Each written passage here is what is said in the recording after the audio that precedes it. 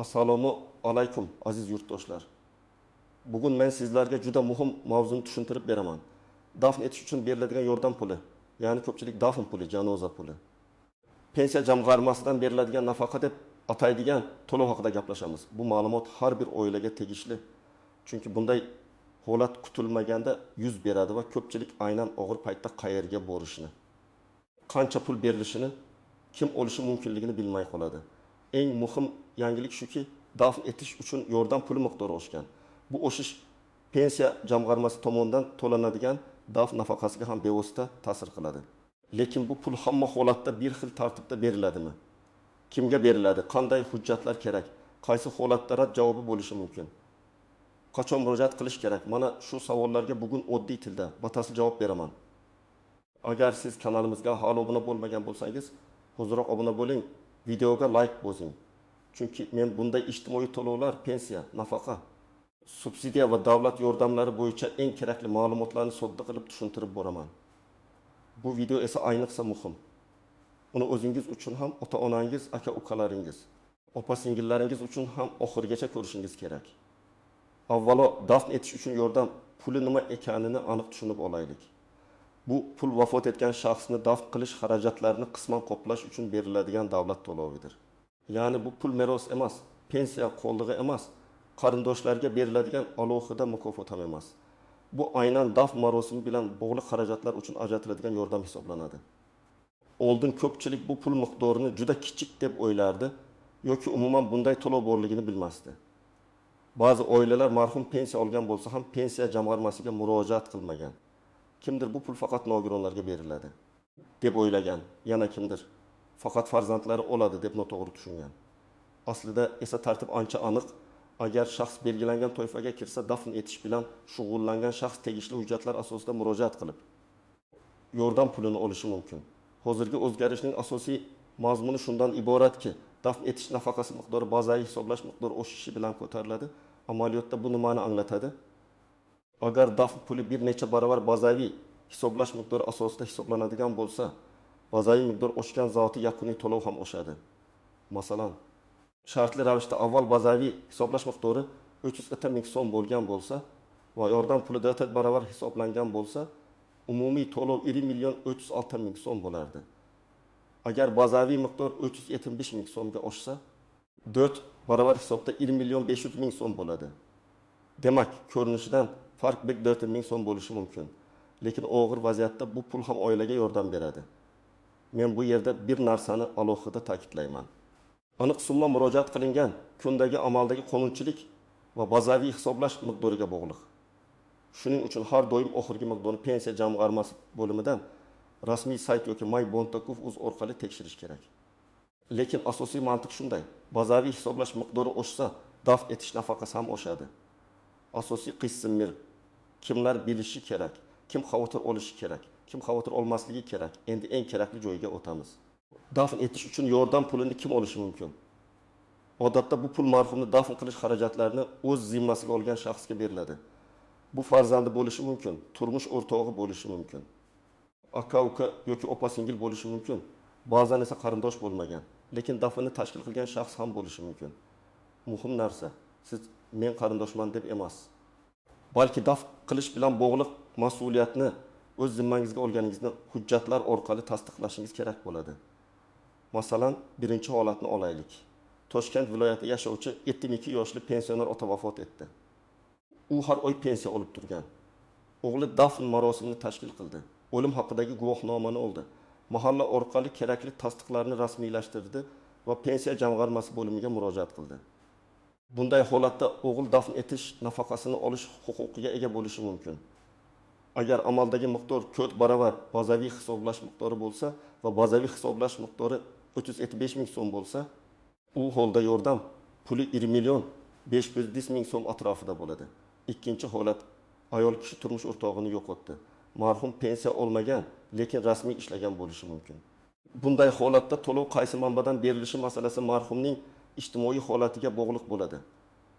Agar u ishlayotgan bo'lgan bo'lsa, ayrim holatlarda ish joyi yoki ijtimoiy sug'urta tartiblari orqali masala ko'riladi.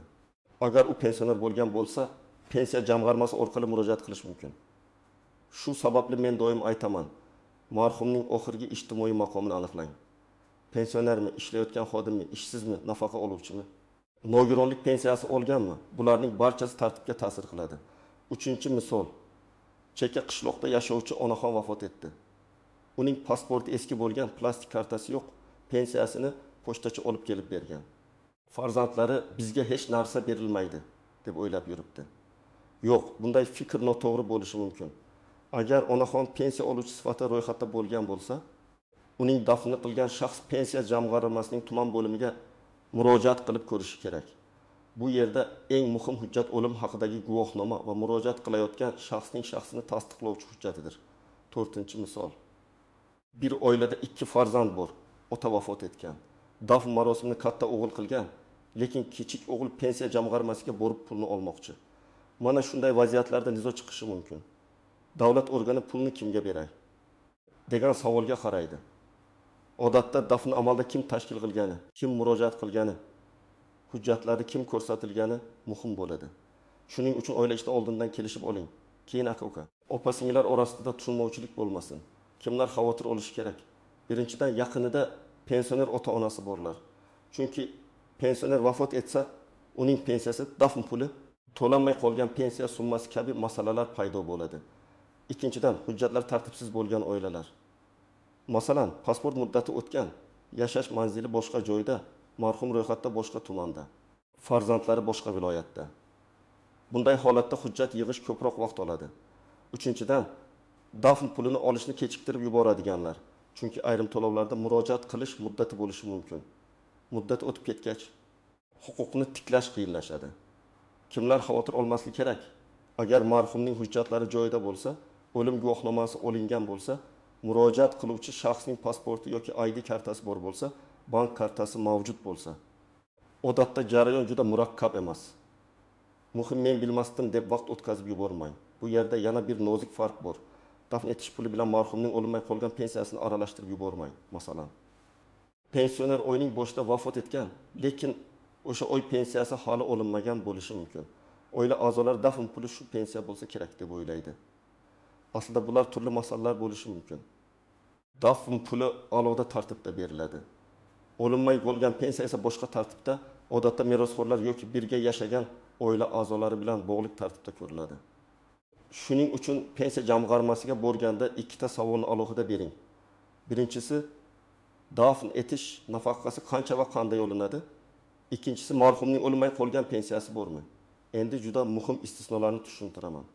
Birinchi tuzoq, hamma odamga avtomatik pul tushadi deb o'ylash. Yo'q, odatda bu pul avtomatik ravishda oilaning kartasiga kelib tushmaydi. Siz murojaat qilishingiz, ariza berishingiz, hujjatlarni taqdim qilishingiz kerak. Ba'zan elektron bazalarda ma'lumot bo'lsa ham, insonning o'zi harakat qilmasa, jarayon boshlanmaydi. Ikkinchi tuzoq, faqat marhumning farzandi oladi deb o'ylash. Aslida dafn qilgan shaxs murojaat qilishi mumkin bo'lgan holatlar bor. Masalan, yolg'iz yashagan pensioner vafot etdi. Uni qo'shnisi va mahalla yordamida dafn qilishdi. Farzandlari boshqa davlatda yoki umuman aloqada emas. Bunday vaziyatda ham masala hujjatlar bilan tasdiqlansa, dafn xarajatini qilgan shaxsning murojaati ko'rib chiqilishi mumkin. Uchinchi tuzoq, marhumning qarzi bor ekan, dafn puli berilmaydi degan gap. Dafn etish nafaqasi odatda dafn xarajatlarini qoplashga qaratilgan ijtimoiy yordamdir. Marhumning kommunal qarzi, kredit qarzi yoki boshqa majburiyatlari borligi masalaga turlicha ta'sir qilishi mumkin. Lekin qarzi bor ekan, umuman hech narsa berilmaydi degan xulosa chiqarishga shoshilmang. Har bir holatda pensiya jamg'armasi yoki mas'ul tashkilotdan rasmiy javob oling. 4-tuzoq, hujjatdagi ism sharif xatosi. Masalan, o'lim guvohnomasida marhumning familiyasi bir harf bilan boshqacha yozilgan. Pensiya bazasida esa boshqacha. Yoki pasportda Abdullayev, o'lim guvohnomasida Abdullayev kabi xato ketgan. Bunday kichik xato ham to'lovni kechiktirishi mumkin. Shuning uchun o'lim guvohnomasini olgan zahoti ism, familiya, tug'ilgan sana, pasport ma'lumotlari to'g'ri yozilganini tekshiring. Xato bo'lsa, keyin yugurib yurmang, darhol tuzattiring. 5-muolaja, yashash manzili. Marhum boshqa tumanda ro'yxatda bo'lgan, lekin boshqa joyda yashagan bo'lishi mumkin.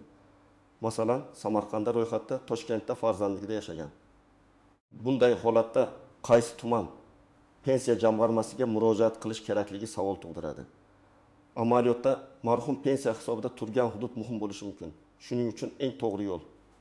Marhum qaysi hududdan pensiya olgan bo'lsa, avval o'sha hududdagi pensiya jamg'armasi bo'limi bilan bog'laning. 6-nuanji bank kartasi. Hozir ko'p to'llar bank kartasiga o'tkaziladi. Murojaat qilayotgan shaxsning nomidagi karta bo'lishi kerak. Akamning kartasiga tushirib bering, kelinimning kartasiga o'tkazing deyish har doim ham o'tmaydi. Chunki to'lovni oluvchi shaxs kim bo'lsa, karta ham o'sha shaxs nomida bo'lishi talab qilinishi mumkin. Shu sababli oldindan o'zingizning kartangizni tayyorlab qo'ying. 7-nuanji o'lim haqidagi tibbiy ma'lumotnoma va FHDG guvohnomasi farqi. Ko'pchilik kasalxonadan berilgan tibbiy ma'lumotnoma yetarli deb o'ylaydi. Lekin dafn puli uchun odatda FHDG tomonidan rasmiylashtirilgan o'lim haqidagi guvohnoma kerak bo'ladi. Tibbiy ma'lumotnoma o'limni qayd etish uchun asos bo'lishi mumkin, lekin davlat to'lovi uchun rasmiy guvohnoma talab qilinadi. 8-nuanji marhum chet elda vafot etgan bo'lsa, bunday holatlar ham bor. Masalan, fuqaro Rossiyada, Qozog'istonda yoki boshqa davlatda vafot etgan. Hujjatlar chet davlat tilida bo'lishi, konsullik tasdig'i yoki tarjima talab qilinishi mumkin. Bunday vaziyatda jarayon oddiy holatga qaraganda murakkabroq. Men bunday oilalarga maslahat beraman. Avval konsullik hujjatlarini tartibga keltiring, keyin O'zbekistondagi FHDYO va pensiya jamg'armasi bilan bog'laning. 9-nuanji vaqt masalasi. 1 yil o'tsa ham boraveraman deb o'ylamang. Ba'zi ijtimoiy to'lovlarda ariza berish muddati cheklangan bo'lishi mumkin. Shuning uchun yaqin insoningiz vafotidan keyin eng og'ir kunlar o'tgach, hujjatlarni cho'zmasdan topshiring. Odatda odamlar 7 kunlik irdin kunlik marosimlar bilan ovora bo'lib, keyin esdan chiqarib qo'yadi. Men esa ekspert sifatida aytaman. Hujjat masalasini oilada bir odamga topshiring. O'sha odam o'lim guvohnomasini olsin, pensiya jamg'armasiga qo'ng'iroq qilsin. Kerakli ro'yxatni yozib olsin. 10-nuanji aldovchilar. Afsuski og'ir vaziyatdan foydalanadigan odamlar ham uchraydi. Men pensiya jamg'armasida tanishim bor. Pulni tez chiqarib beraman, oldindan 300 ming so'm berasiz deydiganlar bo'lishi mumkin. Bunday gaplarga ishonmang. Dafn etish nafaqasi qonuniy to'lov. Siz hujjatlaringiz to'liq bo'lsa, rasmiy tartibda olishingiz kerak. Hech kimga ortiqcha pul bermang. Hujjatingizni begona odam qo'liga topshirmang. Amaliy maslahatlar, nima qilish kerak, qayerga borish kerak, qanday hujjat tayyorlash kerak, endi aniq qadamlarni aytaman. 1-qadam, o'lim holatini rasmiylashtiring. Agar inson uyda vafot etgan bo'lsa, mahalla, tez yordam yoki tegishli tibbiy muassasa orqali o'lim holati qayd etiladi. Agar shifoxonada vafot etgan bo'lsa, tibbiy hujjatlar shifoxona tomonidan beriladi. Bu hujjatlar keyinchalik FHDda o'lim haqidagi guvohnoma olish uchun kerak bo'ladi.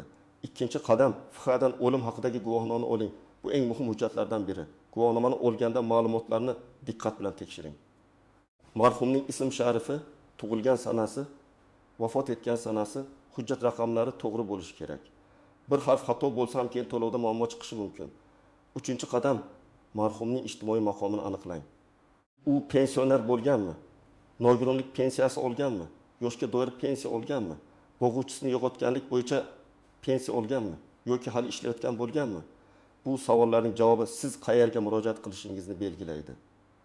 Agar marhum pensiya jamg'armasi orqali pensiya yoki nafaqa olgan bo'lsa, tuman yoki shahar pensiya jamg'armasi bo'limiga murojaat qiling.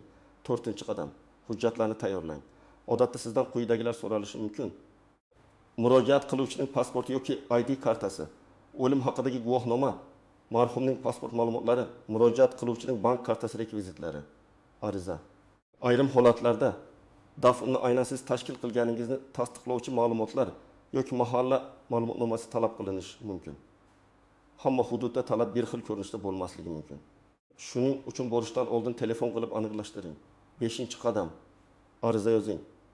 Arizada odatda kim vafot etgani, siz kim sifatida murojaat qilayotganingiz, dafn etish nafaqasini tayinlashni so'rayotganingiz, pulni qaysi bank kartasiga o'tkazish kerakligi ko'rsatiladi. Arizani shoshilmasdan, xatosiz yozing.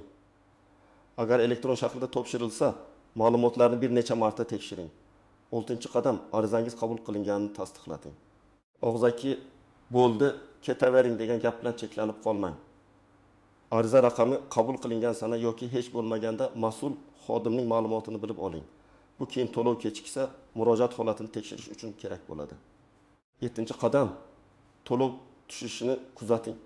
To'lov odatda belgilangan tartibda ko'rib chiqilgandan keyin bank kartasiga o'tkaziladi. Agar muddat o'tib ketsa, pensiya jamg'armasiga qayta murojaat qiling. Hujjatim yo'q bo'lib qolmadimi? Qaysi bosqichda turibdi? Qo'shimcha hujjat kerak emasmi deb so'rang. Endi men sizlarga bir nechta amaliy vaziyatni aytaman. Masalan, marhumning pensiyasi har oyning 15 sanasida tushardi, u esa 10 sanada vafot etdi. Oilasi dafn pulini so'rash bilan birga o'sha oy uchun pensiya masalasini ham aniqlash kerak. Boshqa misol, marhumning kartasida pensiya puli qolgan. Bu pulni o'zboshimchalik bilan yechib olish qonuniy muammo keltirib chiqarishi mumkin. Eng to'g'ri yo'l bank va pensiya jamg'armasidan rasmiy tartibni so'rash. Yana bir misol, marhumning pasporti yo'qolgan. Bunday holatda FSHDG va ichki ishlar organlari orqali shaxsni tasdiqlash tartibi kerak bo'lishi mumkin. Men yana bir muhim maslahat beraman. Oilangizdagi katta yoshdagi hujjatlarni oldindan tartibga keltiring. Pasport muddati, yashash manzili, pensiya kartasi, telefon raqami, bank rekvizitlari bular oddiy narsadek tuyuladi. Lekin og'ir kunda aynan shu mayda narsalar katta muammoga aylanadi. Ota-onangiz pensiyani qayerdan oladi, qaysi bo'limda hisobda turadi, kartasi qaysi bankdan ochilgan, bularni bilib qo'ying. Bu yomon niyat emas, bu mas'uliyat. Agar siz chekka hududda yashasangiz va tuman markaziga borish qiyin bo'lsa, avval mahalla fuqarolar yig'iniga murojaat qiling. Mahalla xodimlari ko'pincha qaysi hujjat kerakligini, qaysi bo'limga borish kerakligini aytib beradi. Shuningdek, MyBankov.uz portali yoki pensiya jamg'armasining aloqa kanallari orqali ham ma'lumot olish mumkin. Lekin elektron murojaat qilganda hujjatlarni skaner yoki rasm ko'rinishida aniq yuklash kerak. Rasm xira bo'lsa, ism ko'rinmasa, ariza qaytarilishi mumkin. Agar sizga rad javob berilsa, sababini yozma shaklda so'rang. Bo'lmaydi degan og'zaki javob yetarli emas. Nima uchun bo'lmaydi? Hujjat yetishmayaptimi? Muddat o'tganmi? Marhum pensiya jamg'armasi hisobida turmaganmi? Boshqa tashkilotga murojaat qilish kerakmi? Sabab aniq bo'lsa, uni tuzatish mumkin. Sabab noma'lum bo'lsa, odam sarson bo'ladi. Yana bir muhim masala, dafn puli oshganini eshitib, hamma eski holatlar bo'yicha ham qo'shimcha pul olaman deb o'ylamasin. Odatda to'lov miqdori murojaat qilingan vaqt yoki huquq yuzaga kelgan vaqtdagi amaldagi tartibga bog'liq bo'ladi. Agar kimdir bir necha oy oldin eski miqdorda olib bo'lgan bo'lsa, yangi oshgan miqdor avtomatik ravishda orqaga hisoblab beriladi deb aniq aytib bo'lmaydi. Buni faqat rasmiy tartibga qarab aniqlash mumkin. Shuning uchun qo'shnim oldi, men ham olaman degan mantiq bilan emas, o'zingizning holatingiz bo'yicha rasmiy javob oling. Demak, azizlar, daf etish uchun yordam puli oshgan bo'lsa, bu eng avvalo bazaviy hisoblash miqdori va amaldagi tartib bilan bog'liq. Bu pul marhumni dafn qilish xarajatlarini qisman qoplash uchun beriladi. Uni olish uchun odatda murojaat qilish, o'lim haqidagi guvohnoma, shaxsni tasdiqlovchi hujjat, bank rekvizitlari va zarur bo'lsa qo'shimcha tasdiqlarni taqdim etish kerak. Eng muhim xulosalar shular. Dafn pulini pensiya qoldig'i bilan aralashtirmang. Hujjatlarni kechiktirmang. Ism sharifdagi xatolarni tekshiring. To'lovni faqat rasmiy tartibda oling. Hech qanday vositachi tartibda oling. Hech qanday vositachiga pul bermang. Albatta pensiya jamg'armasiga murojaat qiling va ikkita savolni bering. Dafn etish nafaqasi qancha? Marhumning olinmay qolgan pensiyasi bormi? Sizlardan iltimos, kommentariyada yozib qoldiring. Sizning hududingizda dafn puli bo'yicha qanday tajriba bo'lgan? Hujjat topshirish oson bo'ldimi yoki qiyinchilik bo'ldimi? Bu boshqa odamlarga ham yordam beradi. Videoga like bosing, kanalga obuna bo'ling va yaqinlaringizga ulashing. Chunki bunday ma'lumotni odam og'ir kunda emas, oldindan bilib qo'ygani yaxshi.